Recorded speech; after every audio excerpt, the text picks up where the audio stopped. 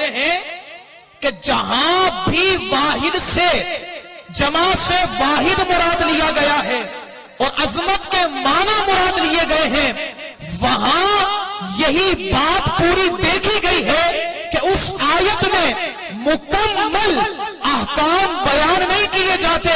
وہاں شانیں بیان کی جاتی ہیں، اور اس آیت مبارکہ میں صرف شان بیان نہیں ہوئی، عظمت بیان کرنا مقصود نہیں، بلکہ یہاں مقصود یہ ہے کہ شریعت کا حکم ہے پردہ کیا جائے، تو یہ بتایا جا رہا ہے کہ حضور آپ کی جتنی شریعت ہے آپ کو فرما دے کہ وہ جب بھی گھر سے نکلے تو پردہ کر کے نکلا کریں۔ یعنی یہاں پر ذکر ہے احکامات شریعہ میں سے ایک حکم کا، یہاں عظمت کا ذکر نہیں۔ اب ایک اور، جب یہاں ان کو یہ جواب مل جاتا ہے تو پھر دوسرا اعتراض کیا کرتے ہیں؟ کہتے ہیں کہ دیکھو چلے ہم مان لیتے ہیں کہ بنات سے مراد یہ جمع مراد ہے، صیغہ جمع ہے، ذاتیں جمع مراد ہے، 3 سے زیادہ ذاتیں مراد ہیں، وہ کہتے ہیں چلے ہم مان لیتے ہیں، لیکن اس سے ہم یہ ثابت کرتے ہیں کہ حضور کی سگی تو ایک شہزادی تھی، باقی جتنی اس جماع کے اندر آتی ہیں وہ سوتیلی ہیں، وہ ربیبہ ہیں، یہ وہ شہزادیاں، وہ بیٹیاں ہیں جو سیدہ خدیجۃ الکبریٰ رضی اللہ تعالی عنہا کا جب پہلے نکاح ہوا تھا تو اس شوہر سے جو بچیاں ہوئی تھیں وہ اس آیت مبارکہ سے مراد ہے۔ یہ وہ اعتراض کرتے ہیں۔ ہم ان کا کیا جواب دیتے ہیں؟ ہم ان کا جواب یہ دیتے ہیں کہ اگر عربی سے کچھ شغف ہو، عربی سے کوئی تعلق ہو، فصاحت و بلاغت عربی کے حوالے سے پڑھی ہو اور عربی کے لفظوں کے معنی کو جانا ہو، تو یہ تمام بتاتے ہیں کہ بنات لفظ سوتیلی پر نہیں بولا جاتا،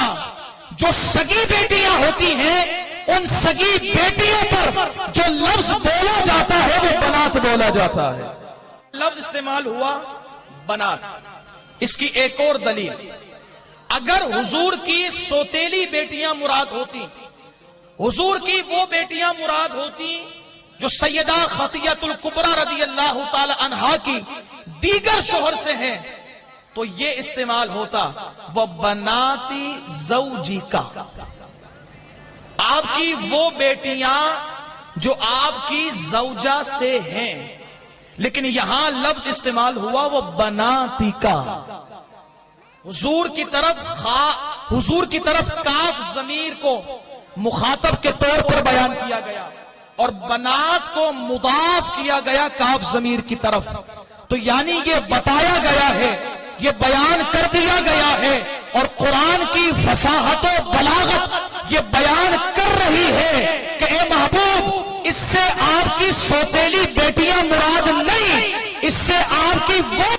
مراد ہے جو آپ کی سگی ہے۔ اسی لیے اہل سنت و جماعت یہ کہتے ہیں کہ الحمدللہ ہمارا یہ عقیدہ کہ حضور کی 4 شہزادیاں ہیں وہ کسی اور سے ثابت نہیں بلکہ رب کے کلام قرآن مجید فرقان حمید کی کتاب سے ثابت ہے۔ مباہلہ نازل ہوئی اور مباہلے کے لیے حضور تشریف لے گئے، کہ بالکل ایسی بات ہے، اور میں نے کہا اب یہ بتاؤ سیدہ رقیہ رضی اللہ تعالیٰ عنہ کا وصال کب ہوا تھا؟ کب 2 ہجری میں؟ تو میں نے کہا بتاؤ، جب مباہلہ ہوا 10ویں ہجری میں تھا،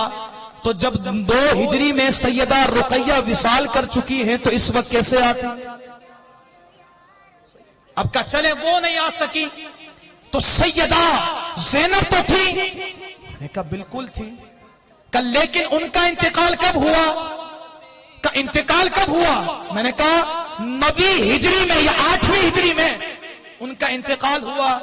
تو جو 8ویں یا 9ویں ہجری میں انتقال فرما چکی ہیں وہ 10ویں ہجری کے واقعے میں کیسے آ سکتی ہے؟ چلے آپ دوسری شہزادی کہتے ام کلثوم رضی اللہ تعالیٰ عنہ، وہ تو شہزادی، میں نے کہا بالکل ہے، کہ وہ کیوں نہیں آئی؟ میں نے کہا وہ اس لیے نہیں آئی کہ ان کا وصال مبارک بھی 5ویں ہجری میں ہو چکا تھا، تو جو 5ویں ہجری میں بھی انتقال کی ہو وہ 10ویں ہجری کے واقعے میں کیسے آ سکتی ہے؟ کب پھر لے کر آئے؟ میں نے کہا نساء جمع اس لیے لے کر آئے، یہ آیت مبارکہ عظمت و شان کو بیان کرنے کے لیے آئی ہے، اور یہاں نساء جمع ہے لیکن ذات ایک مراد ہے کہ ساری اور